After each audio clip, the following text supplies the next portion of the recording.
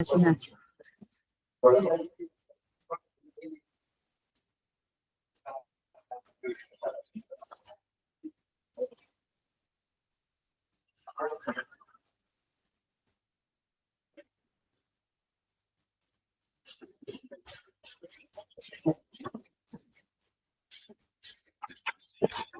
Listo. ¿Usted me dice, doctora? Sí, listo. Ya podemos empezar a grabar. Sí, ya está bien a la cámara. Muy buenos días. Vamos a reiniciar o a comenzar con las exposiciones que ha dado por bien el programa ALBA para decirme a mí que haga el tema de cuidado de enfermería en geriatría, protocolos específicos en el cuidado del paciente geriátrico, manejo de medicamentos y cuidados diarios. Mi nombre es la licenciada Liliana Lavado, soy enfermera jefa del Servicio de Medicina Interna Séptimo C. Este tema que vamos a tocar esta mañana es de gran relevancia para los cuidados del adulto mayor. Nosotros como profesionales de la salud y también como cuidadores de pacientes adultos mayores tenemos una gran responsabilidad en tener el cuidado adecuado. Mediante las capacitaciones podemos nosotros mejorar ese cuidado y justamente este programa es para que nosotros tengamos el conocimiento y las competencias necesarias para que el adulto mayor tenga un envejecimiento adecuado y de calidad, y sobre todo saludable. Vamos a hacer un poco de historia y mitos sobre la geriatría, ¿no? Porque el tema es enfermería, geriatría, los cuidados. No solamente viene recién, sino que basa desde la mitología griega, ¿no? Donde se pensaba que la persona, la adulta mayor, era algo sagrado. Ya en la época en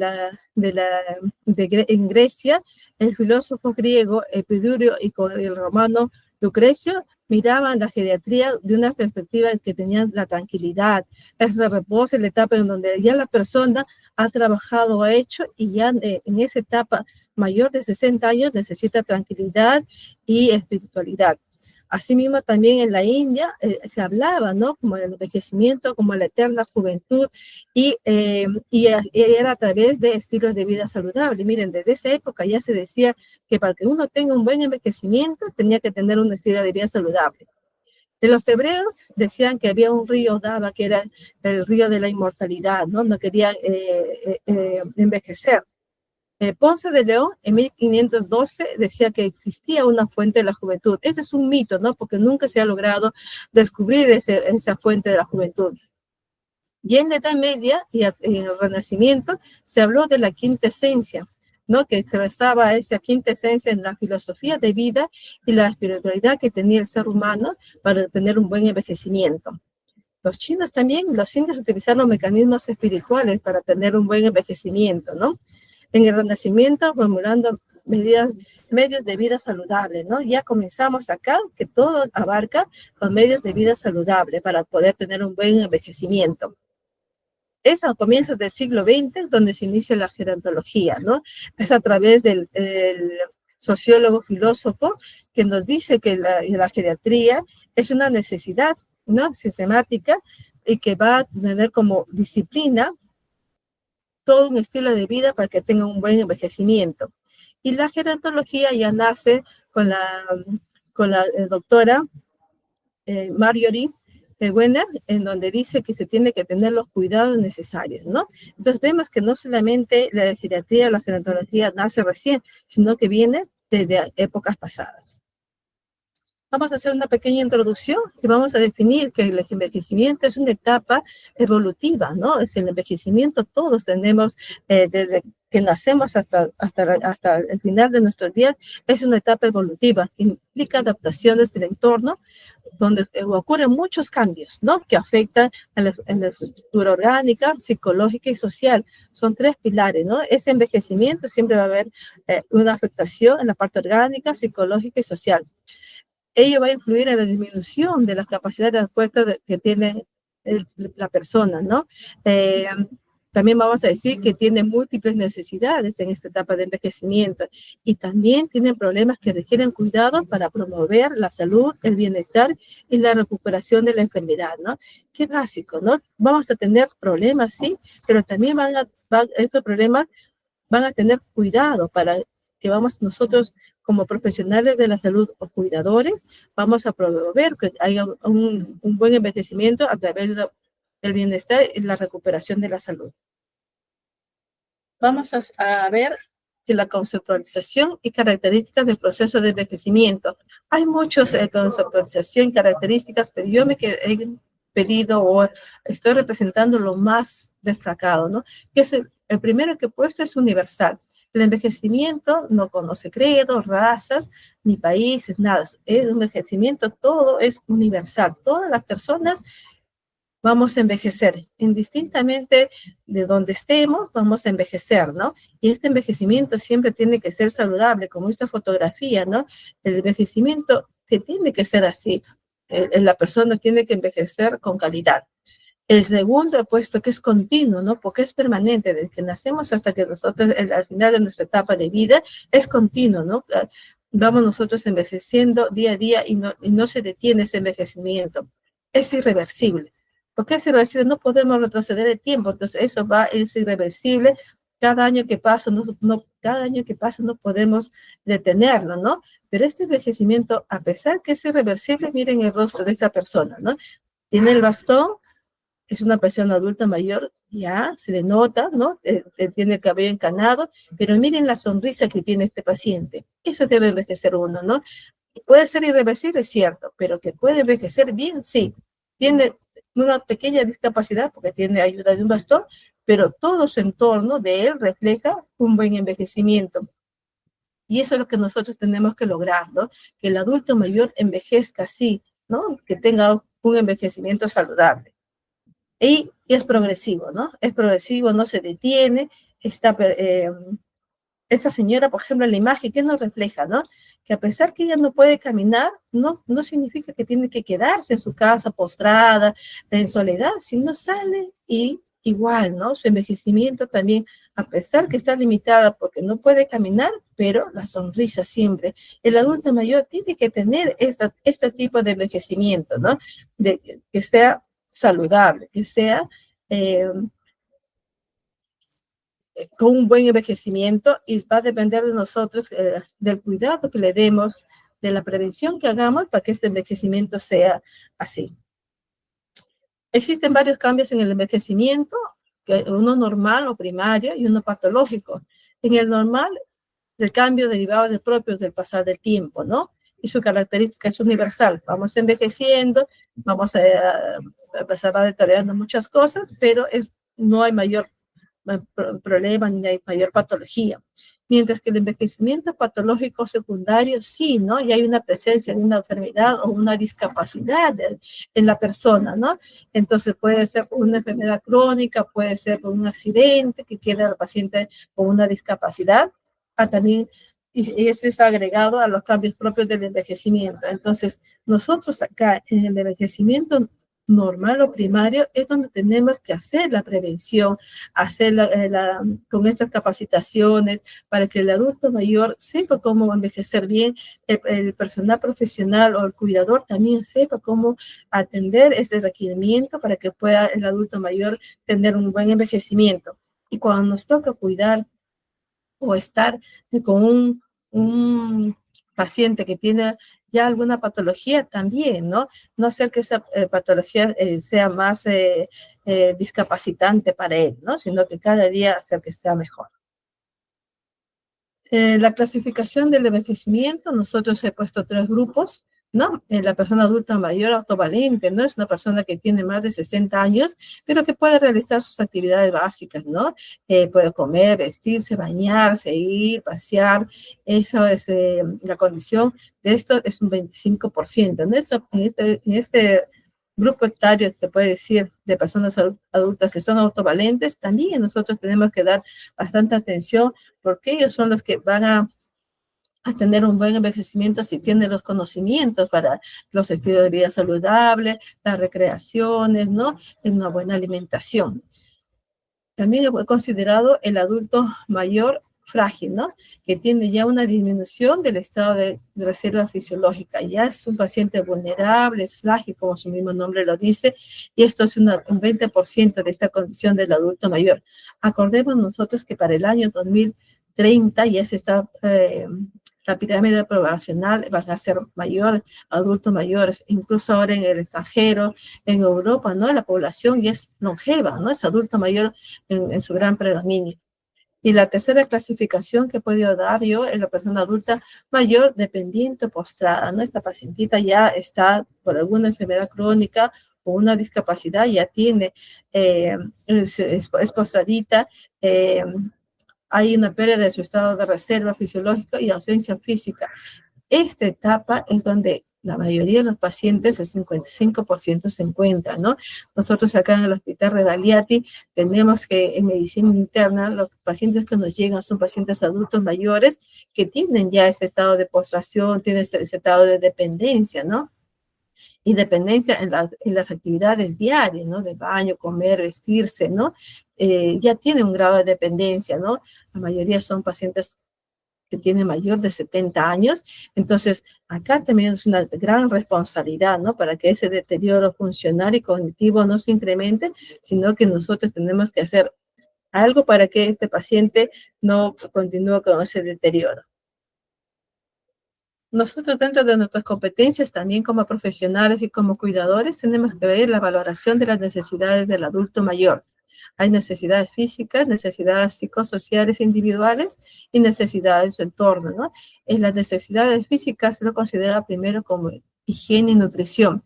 Nosotros al adulto mayor siempre tenemos que hacer que tenga una buena presentación, y esa buena presentación va a estar asociado a la buena higiene, a la buena presentación. No porque el adulto mayor ya es mayor, ya tiene más de 60, hay que ponerle, hay que bañar cada 4 días, o a veces se ve descuidado, ¿no? Y eso es parte de la presentación, tanto en el ambiente hospitalario o en una casa de reposo. También que tenga una nutrición balanceada, de acuerdo a su requerimiento calórico proteico, ¿no? De acuerdo a su tipo de enfermedad que pueda tener. También tenemos que en las necesidades físicas, la funcionalidad y la independencia, ¿no? Siempre nosotros tenemos que hacer que el adulto mayor nunca pierda su funcionalidad, ¿no? Tenemos que hacer actividades, ¿no? Como esta señora en la figura, por decir, está corriendo, ¿no? Si el paciente adulto mayor puede hacerlo, tenemos que hacer que el paciente sea independiente, ¿no? Que tenga él actividades que puedan generar su independencia. También las necesidades físicas estamos considerando el sueño y el descanso. El adulto mayor, por su naturaleza, siempre tiende a veces a revertir el sueño, ¿no? Pero lo ideal es que pueda descansar, porque pueda mejorar toda la parte cognitiva. Un buen descanso después de almorzar también es regenerador para él. En las necesidades psicosociales individuales, la autoestima es considerada como pilar, porque un paciente adulto mayor que es considerado, que se siente considerado, que se siente valorado, que se siente que su entorno lo estima, él mismo de solo saberse querido, de reconocido, ¿no? Que tenga un valor en la familia, eso para él es tan importante en esta etapa de vida que verdaderamente cuando ese paciente se sienta, su envejecimiento es feliz, ¿no? También tiene que haber interacción social, ¿no? Porque no el adulto mayor no es porque ya es mayor, se queda en casa y no sale para nada, no hay entorno social. Ahora con la diversidad de la tecnología se puede el adulto mayor comunicarse con sus amigos, con sus familiares, con los hijos, de tal manera que él nunca siente esa soledad, no tiene que estar interactuando con las amistades, con la familia, ¿no? Grupos que se puedan formar, porque eso es parte de un envejecimiento saludable. También el autocuidado, siempre nosotros tenemos que educar al familiar, que el paciente o el adulto mayor tiene que tener el autocuidado, ¿no? Porque a veces limitamos esas cosas al adulto mayor, nosotros lo vestimos, nosotros le cambiamos, nosotros le bañamos, le hacemos comer, pero estamos haciendo que la parte cognitiva y la parte funcional sin querer se vaya disminuyendo. Por eso en el autocuidado nosotros tenemos que tener, si él puede comer solo, ayudarlo, alcanzarle, si él puede ayudar en el baño, también decirlo, ¿no? Si él puede caminar, qué bien que camine con cuidado, ¿no? Todas esas cosas hacen que él tenga el autocuidado dentro de lo que él pueda hacerlo, ¿no? Si es un paciente, no sé, que no tenga grado de dependencia, ¿no? Las necesidades de su entorno también, como dije, el entorno familiar es básico y base para lo que es el adulto mayor, ¿no? Él cuando tiene una familia que se preocupa por él, que está pendiente de todo lo que pueda pasar, de todo lo que pueda llevar para que pueda él tener ese sentir, ¿no? De sentirse que está en familia, que tenga los hijos, que tenga los nietos, que tenga la esposa, ¿no? Entonces eso también hace que él se sienta bien. También la necesidad del entorno es considerada vivienda adecuada a sus necesidades. Nosotros sabemos que el adulto mayor disminuye la agudeza visual, disminuye también la parte auditiva, entonces la vivienda tiene que estar con una buena iluminación, tiene que estar tiene que, el entorno de él tiene que ser apropiado, ¿no? Evitar cosas que en el pasadizo. Y también su entorno, estoy considerando centros de la persona de adulto mayor. Hay centros donde ellos también puedan socializar, puedan estar con otras personas de su misma edad para que puedan tener actividades recreativas, ¿no? A veces se hacen grupos de lectura, de pintura, de canto, talleres de baile, esas cosas también que son parte que puede tener un centro especial para adultos mayores. Bien, porque esas cosas hacen que su envejecimiento también sea bueno, puede ser progresivo, ¿no? Pero bueno, porque está compartiendo con las personas. Existen protocolos en geriatría, diversidad, pero he tocado básicamente tres que me parecen importantes por la relevancia que pueden tener en la calidad de vida del adulto mayor, ¿no? El objetivo principal de estos protocolos es la prevención del deterioro funcional del adulto mayor y conseguir al máximo su autonomía e independencia, ¿no? Estos tres protocolos que estoy tocando son, como vuelvo a repetir, básicos para que no haya ese deterioro funcional y, por lo tanto, tenga una calidad de vida del adulto mayor. Vamos a iniciar con riesgo de paciente hospitalizado, como protocolo, riesgo de caída, riesgo de deterioro de la integridad cutánea, riesgo de deterioro funcional neurovascular periférico y riesgo de aislamiento social. Nosotros sabemos que todo paciente adulto mayor tiene un riesgo de caída, sí, ¿no? Entonces, y esas caídas muchas veces tienen consecuencias de postración, ¿no? Inmovilidad. Riesgo de deterioro de la integridad cutánea también, ¿no? El paciente que está postrado, que no se moviliza, también puede hacer una lesión por presión que puede comprometer su salud, ¿no? Riesgo de la disfunción neurovascular periférica también, ¿no? Pacientes que son diabéticos, pacientes que son hipertensos, que pueden desarrollar lesiones, ¿no? Y riesgo de aislamiento social. Ese riesgo de aislamiento social, como siempre digo, a veces el adulto mayor se aísla, ¿no? El paciente adulto mayor que utiliza pañales no quiere interactuar con la sociedad, o paciente que tiene colostomía tampoco, ¿no? O no quiere salir, no quiero caminar. Entonces hay un riesgo también de aislamiento social, y esas cuatro cosas que he puesto acá hacen que el paciente no tenga un buen envejecimiento. El adulto mayor hospitalizado es considerado como un síndrome de la inmovilidad que se define como el descenso de la capacidad para desempeñar las actividades de la vida diaria por deterioro de las funciones motoras, ¿no? Entonces, un paciente que tiene este síndrome de inmovilidad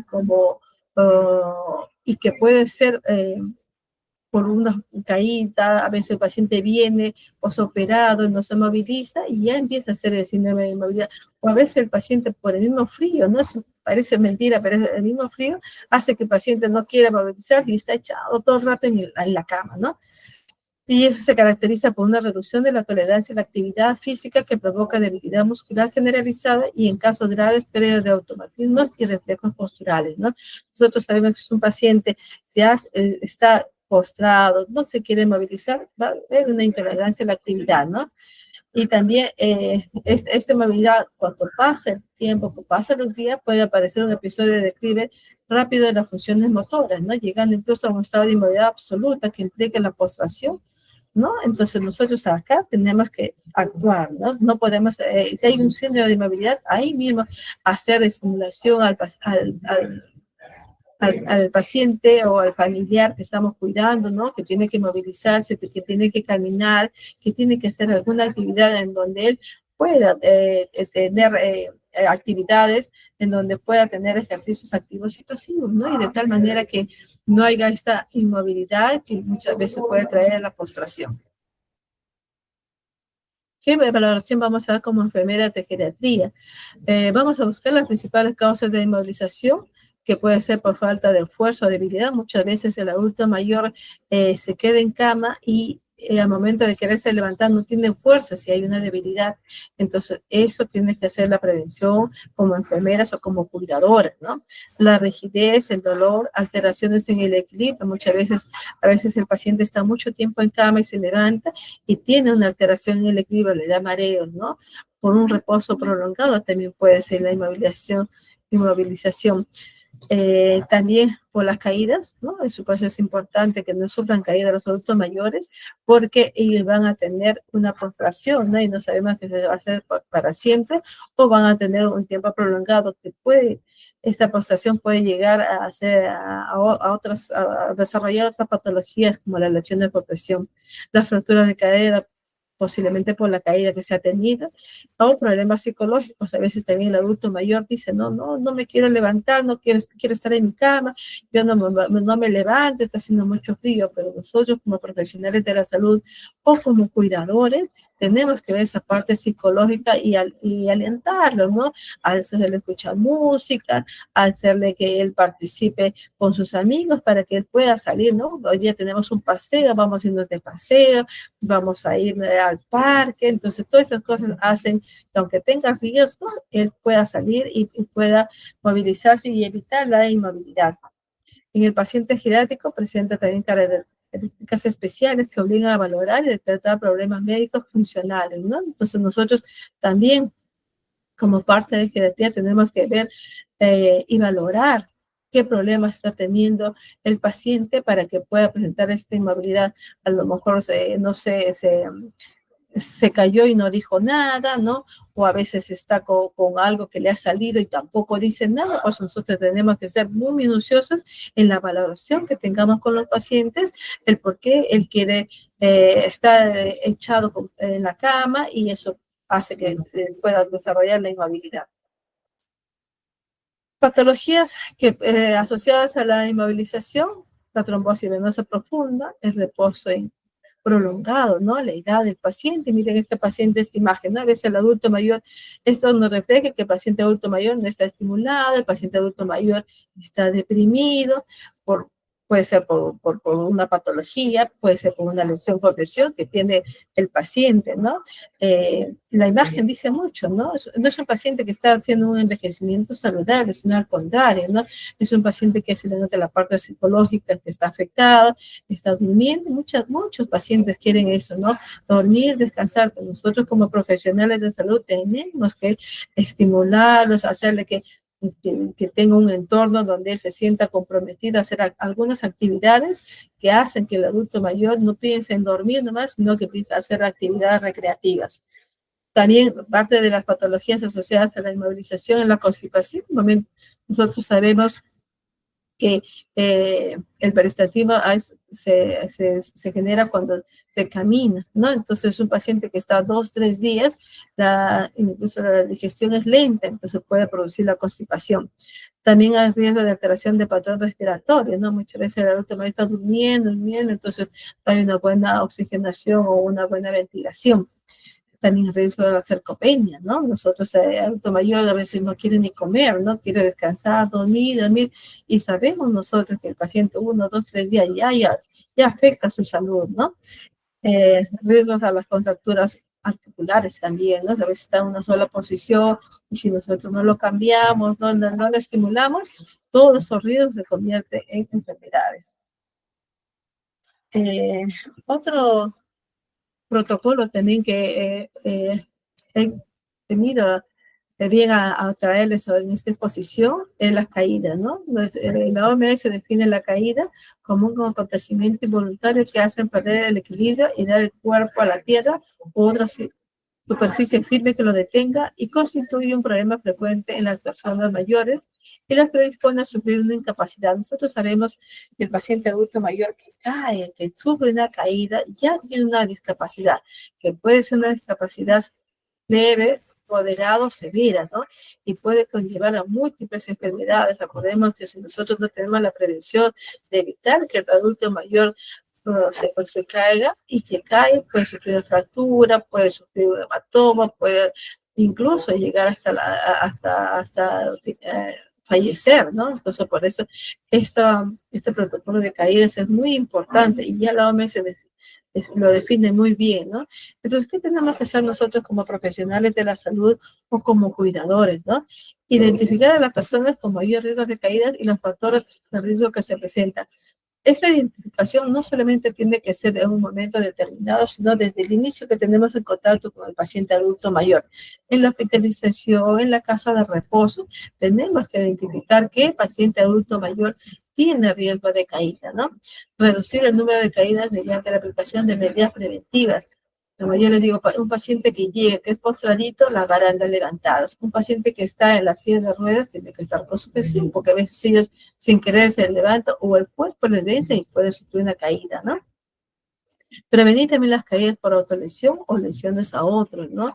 A veces por querer, se quiere caer y coge a otra persona, en vez de caerse uno, se caen dos, ¿no? Entonces también hay que prevenir eso, siempre hablar, ¿no? Hablar con el adulto mayor, hablar con el familiar para prevenir esto, porque como siempre lo he dicho, ¿no? La prevención en este tipo de situaciones es lo mejor. Determinar también la incidencia de este tipo de accidentes entre las personas y analizar las causas, ¿no? Cuando un paciente se cae acá en hospitalización, analizamos, ¿no? Decimos cuáles fueron los factores que condicionaron a que ese paciente se caiga, ¿no? La baranda baja, muchas veces el piso resbaloso, a veces incluso los zapatos, ¿no? Increíblemente los zapatos a veces resbalan. Entonces, todo eso tenemos que ver y determinar cuál ha sido la causa de la caída y poder hacer las medidas correctivas, ¿no? Puede ser una hospitalización, puede ser en la casa, a veces en la casa le encerramos mucho y el paciente pasa y se cae, ¿no? O acá igual, ¿no? A veces las barandas, etcétera. También identificar las medidas de prevención de caídas. Todas las medidas de prevención de caídas son evitar estas caídas. ¿Cuáles son barandas? Sujeciones que se le puede hacer, ¿no?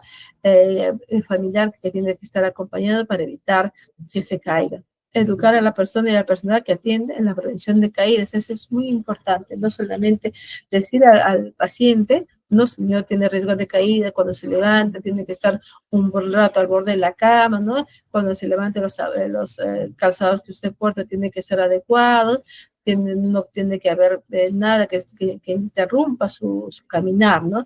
Igual también al personal, ¿no? Cuando ingresa un personal, un paciente que tiene riesgo de caída, desde el inicio la enfermera asistencial hace la valoración y trabaja juntamente con el técnico de enfermería para que pueda hacer la valoración.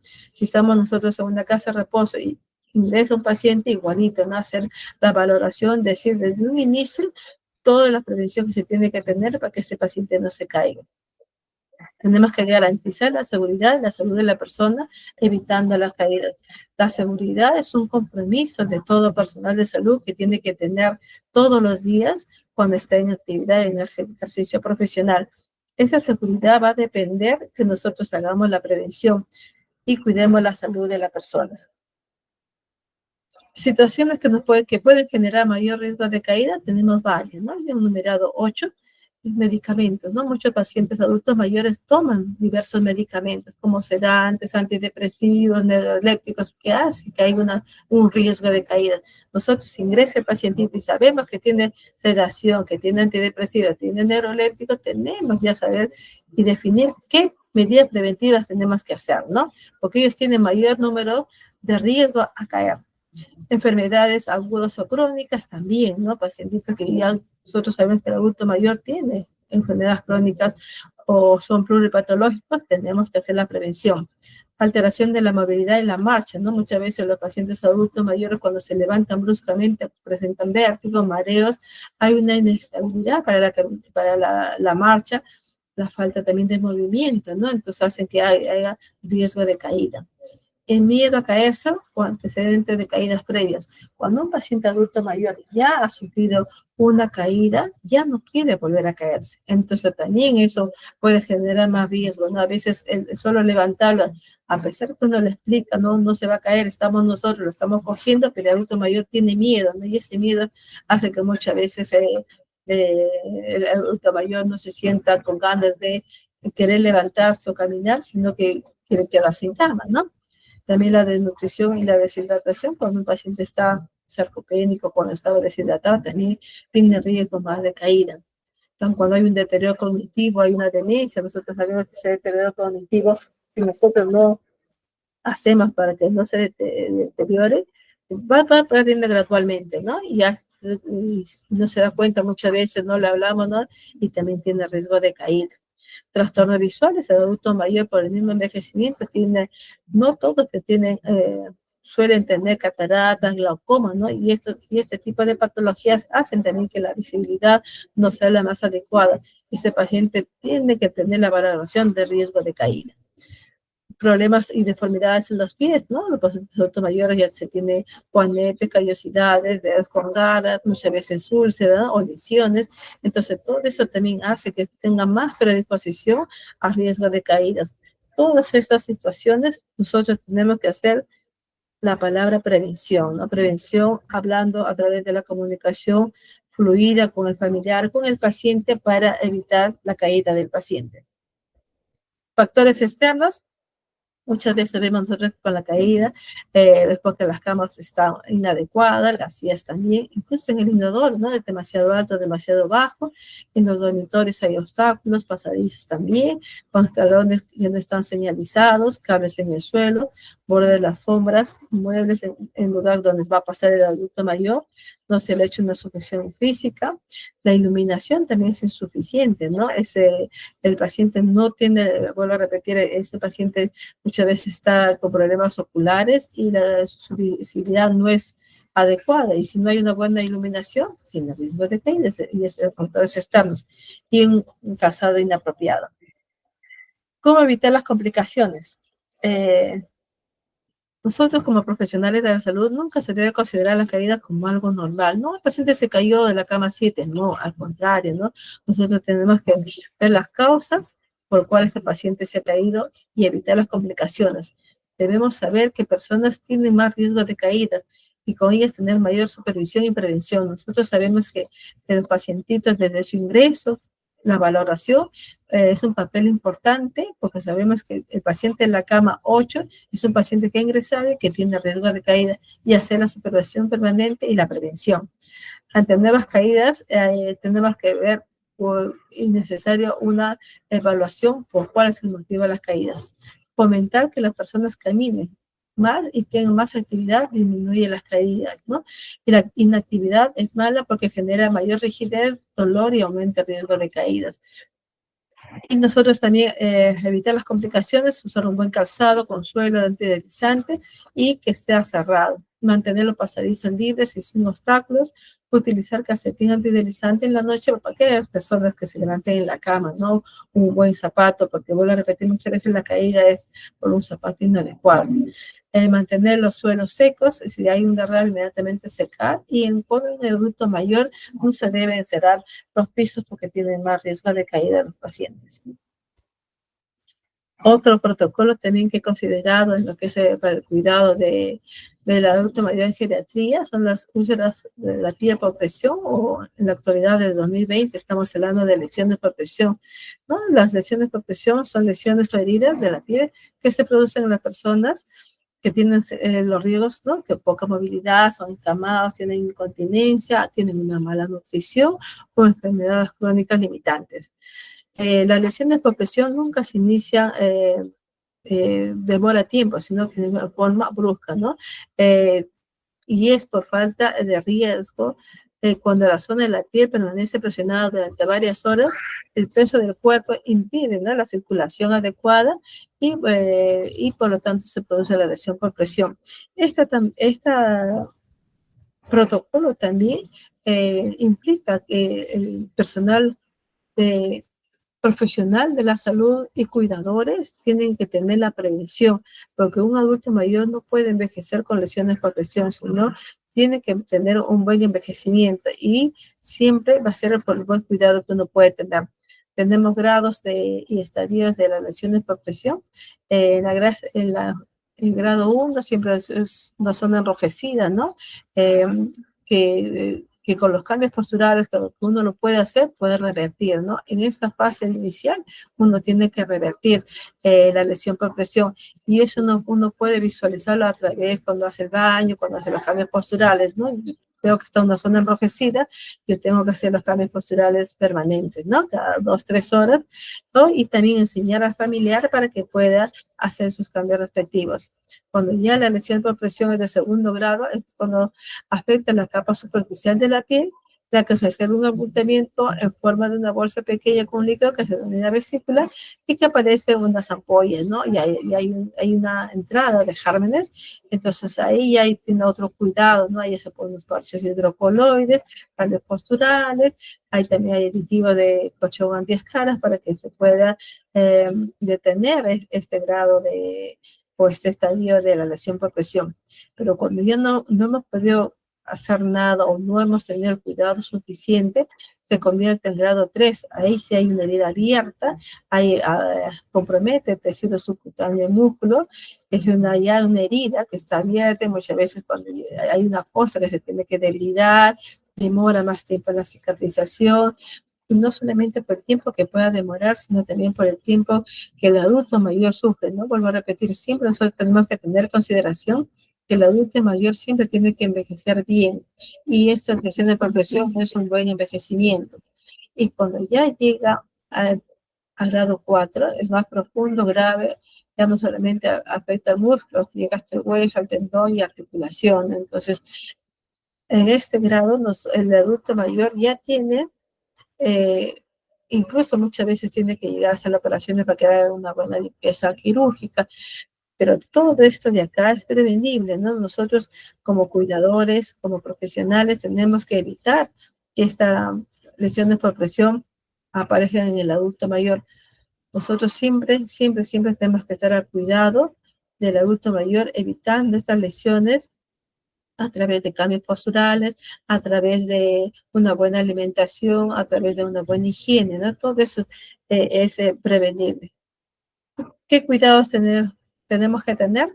Cuidados de la piel, mantener la piel limpia y seca con una buena higiene diaria. Tenemos que hidratar la piel del paciente con cremas. En el mercado hay diversidad de cremas, ¿no? No solamente tiene que, acordemos que la piel del pacientito adulto mayor es una piel que tiende a la sequedad, entonces tiene que estar hidratada. Cuando está hidratada hay mayor lubricación y por lo tanto se evita la resequedad.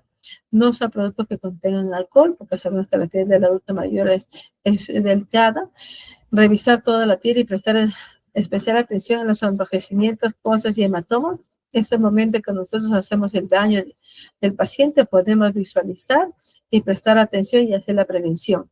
También tenemos que tener que el paciente adulto mayor tenga una ropa adecuada, de acuerdo a la época del año. De preferencia tiene que ser la ropa de algodón por la piel del paciente, evitar ropa muy apretada, también evitar los dobleces que podemos tener en la ropa de cama cuando atendemos al paciente. En la salud en general, tener un buen nivel de hidratación, bebiendo suficiente líquido al día, de acuerdo a la edad y de acuerdo a la salud y a la época del año también, ¿no? A veces el adulto mayor en invierno no quiere tomar mucho líquido, ¿no? O en verano demasiado. Entonces uno tiene que medir y saber, tiene que tomar lo suficiente como para que esté hidratado, promover la mayor movilidad de las personas, evitando la inactividad. Eso es importante, ¿no? Como hemos tocado en el primer tema, la inmovilidad hace que también pueda desarrollar lesiones por presión. Tener una buena nutrición para mantener la piel de calidad y que pueda tomar a nivel de calórico proteico, ¿no? Que puede ser de origen animal, vegetal, y eso va a repercutir que tener una piel sana. En las personas encamadas o con movilidad sin úlcera, utilizar siempre los dispositivos que disminuyen la presión y el roce a través de cojines, colchones especiales, protectores, talones. En el mercado hay diversidad de estas cosas para prevenir las lesiones por presión. ¿no? Pero no significa que uno le ponga el colchón antiescar y uno lo moviliza para, no, también hacerle su movilización, su masaje, su hidratación, ¿no? Con las cremas que en el mercado de diversidad. Realizar cambios posturales en cama o en silla cada 2 horas durante el día o al menos 3 veces en la noche, ¿no? Eso evita que no se genere las lesiones por presión.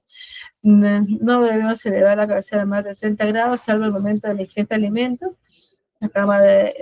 Y cuando nosotros lo movilizamos, siempre tiene que ser que ha pasado después que ha comido por lo menos 1 hora.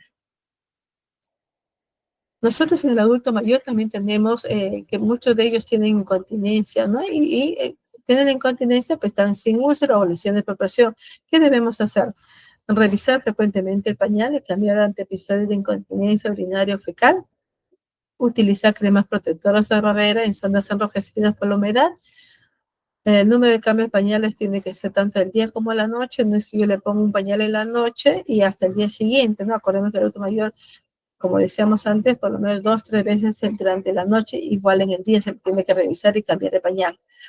Se tiene que hacer la frecuencia del aseo, baño y limpieza de la piel, ¿no? Para evitar lesiones. Vamos a poder visualizar a través del baño el enrojecimiento, heridas que pudiera tener el adulto mayor y los cambios posturales siempre, ¿no? Es parte de no solamente colocarle el colchón antiescar, sino también hacerle sus cambios posturales, ¿no?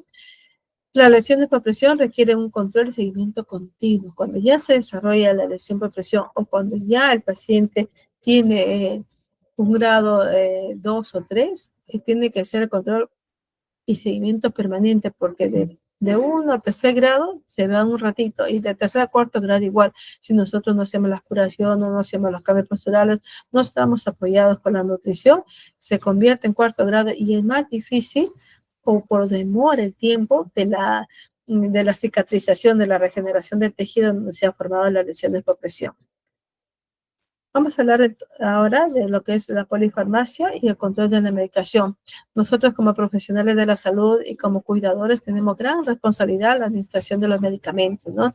Es nuestra responsabilidad que el paciente tome correctamente los medicamentos, sea el medicamento correcto, ¿no? Su día, su dosis, la hora donde podemos nosotros administrar los medicamentos. El adulto mayor muchas veces es, como dicen acá, ¿no? Una polifarmacia, tiene diversidad. Tiene para su presión, tiene para la diabetes, tiene para la lipidemia, tiene para que duerma, tiene para que esté tranquilo. O sea, no solamente toma un medicamento, tiene las vitaminas, no hay que darle vitaminas. Entonces, todo eso tiene por lo menos 5 o 6, por eso es una polifarmacia. Entonces, nosotros como profesionales de la salud tenemos que tener el cuidado, tenemos que tener la responsabilidad que la administración sea correcta, que la administración sea adecuada y oportuna, ¿no? En la administración de medicamentos siempre tenemos que tener etiquetas en las cajas de los fármacos, ¿no? Que nos indique para qué sirve y la posología, ¿no? Nosotros siempre tenemos que verificar qué medicamento es, para qué sirve y la posología que vamos a dar como profesionales de salud y como cuidadores, ¿no? Es una ayuda que nos vamos a dar.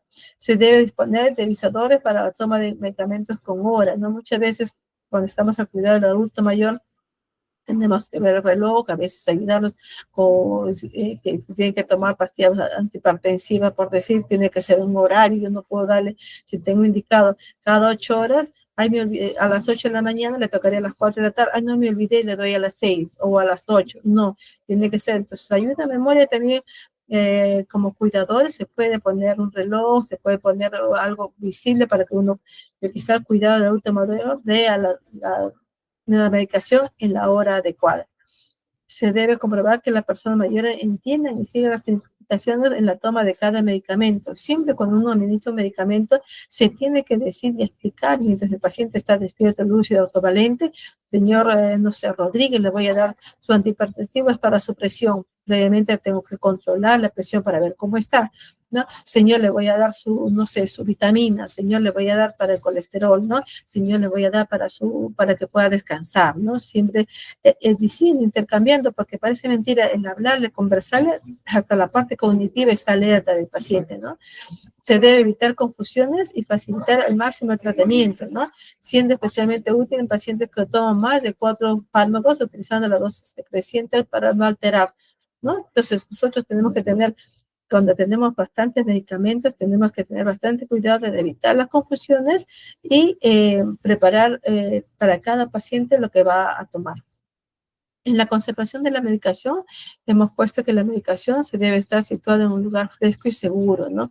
Muchas veces ha pasado, ¿no? Situaciones que se deja la mano y el adulto mayor a veces que se puede equivocar y tomar, pues se tiene que estar en un lugar fresco y seguro y que no tenga acceso el adulto mayor, ¿no? Solamente el profesional de la salud o los cuidadores.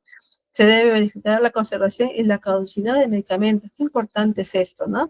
No solamente que el medicamento sea administrado de forma oportuna, sino también que su conservación sea adecuada y verificar la caducidad del medicamento. Muchas veces nosotros, por el apuro, pues, no miramos la fecha de caducidad y le administramos cosas que no deben ser. Entonces, administrar los medicamentos a un adulto mayor tiene gran responsabilidad, ¿no? Tanto para el profesional de la salud como para los cuidadores.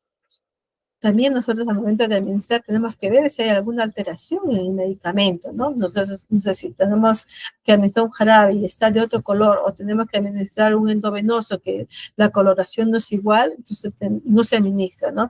O la pastilla cuando lo abrimos está de unas características que no es habitual, tampoco se administra, por eso tenemos que verificar si hay alguna alteración e informar, ¿no? También informar al médico la evolución de los tratamientos correspondientes, si son eficaces, si la respuesta en alguno de ellos no corresponde a lo esperado, ¿no? No solamente que nosotros administremos todos los medicamentos que el médico dice, sino también tenemos que ver que si tenemos un paciente que tiene antihipertensivos, yo le administro, le controlo le controlo post y su presión está bien, quiere decir que el medicamento está haciendo efecto. O al contrario, ¿no? Yo le controlo, le doy la pastilla y le vuelvo a controlar y la presión sigue alta. ¿Qué está pasando? Está haciendo efecto.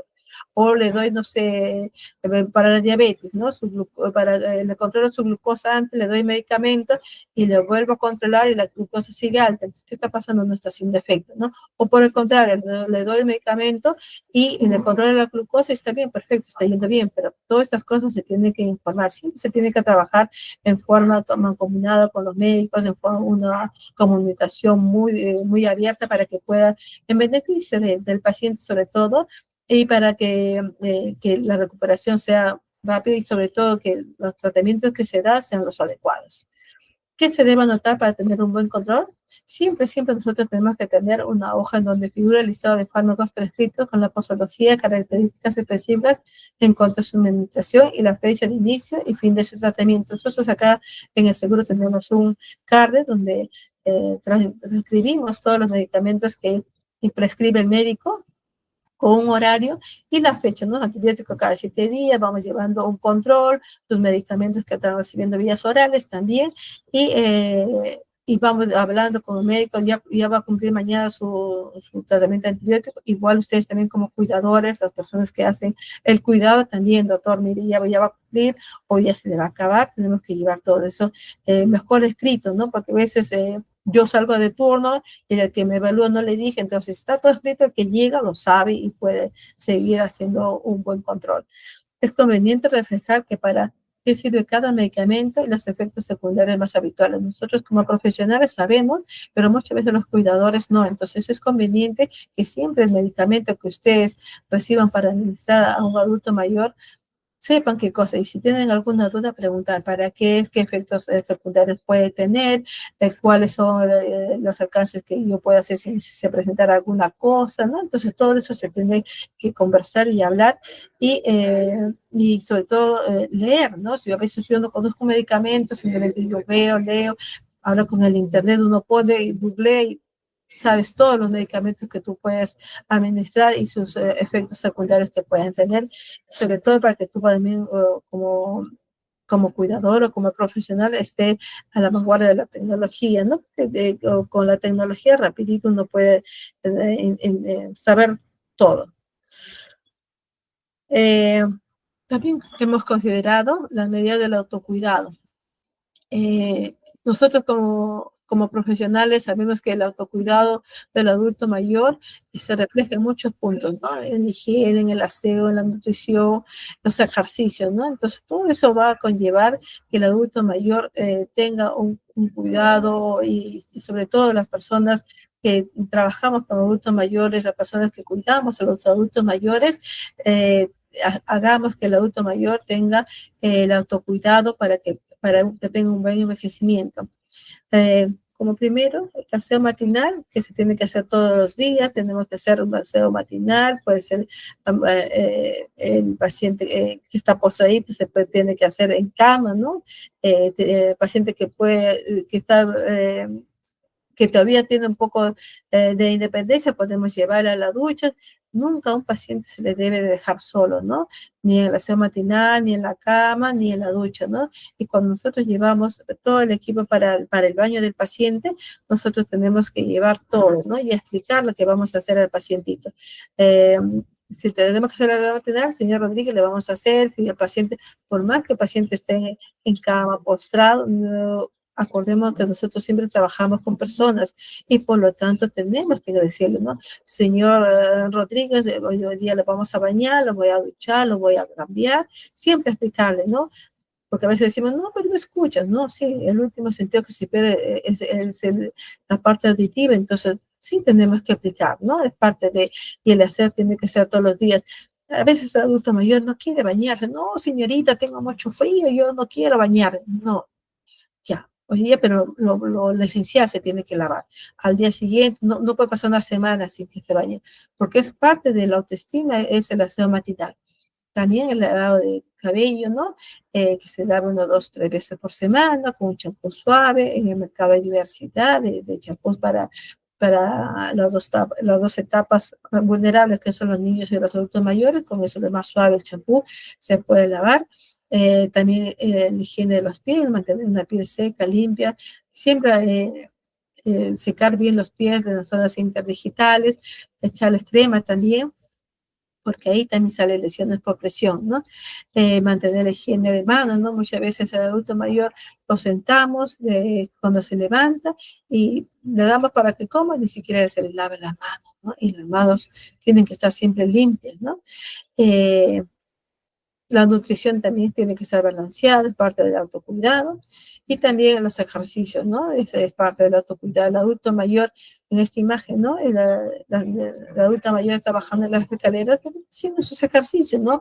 Porque eso de bajar, a pesar que está con el bastón acá, que está con el bastón, pero puede bajar, puede caminar. Entonces, eso es bueno, es hacer los ejercicios activos pasivos, se le puede ayudar, ¿no? Miren que una parejita que está haciendo, que le está ayudando a bajar las escaleras. Eso debe ser, ¿no? No el adulto mayor que ya tiene bastón, lo ponemos en la cama, lo sentamos, no, el adulto mayor tiene que estar en actividad para evitar su deterioro funcional, ¿no? Y esto de acá, que es darle la mano, darle la protección, es que siempre nosotros debemos mantener.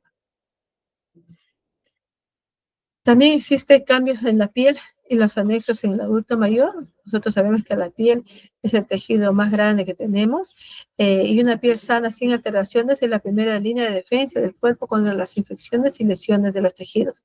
También la piel es la que nos ayuda a regular la temperatura corporal, es un órgano sensorial.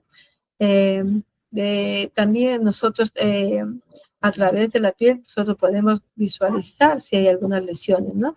La piel generalmente se vuelve seca, arrugada y frágil con el pasar de los años, por eso es que es importante que nosotros mantengamos una buena hidratación. A veces demora la lentitud de la cicatrización de las heridas. Cuando tenemos las temperaturas bajas y altas, disminuye la capacidad de sentir frío o calor. A veces el adulto mayor, no tengo calor, pero está haciendo frío, o viceversa, ¿no? A veces hay una menos saturación, aumenta la sequedad de la piel y la descamación. O sea, un adulto mayor, por la misma edad, hay una sequedad de la piel y hay una descamación. También las uñas del adulto mayor se vuelven quebradizas, frágiles y deformes y gruesas, ¿no? Tenemos que también nosotros tener ese cuidado de estas uñas a través de la podología, ¿no? A través de una buena hidratación. Muchas gracias. Quería compartir estos momentos que me han dado la unidad para poder yo tener un tema de gran relevancia y qué importancia que nosotros como profesionales de la salud y sobre todo como cuidadores hagamos que esta sonrisa del adulto mayor que por acá en la imagen siempre sea, ¿no? El adulto mayor está cuidado siempre de un profesional de la salud, de un cuidador de la salud, pero así debe ser el envejecimiento, con esta sonrisa, ¿no? El envejecimiento saludable. Mire, esta señora mayor está con su reloj, está con su anillo, ¿no? Eso debe ser, ¿no? Ponerle sus joyas al adulto mayor, porque solamente vestirlo, cambiarlo, bañarlo, no, ella también sus aretes, todo, ponerle, y eso hace que el adulto mayor tenga un buen envejecimiento y esta sonrisa siempre debe estar en el rostro de cada adulto mayor. Muchísimas gracias.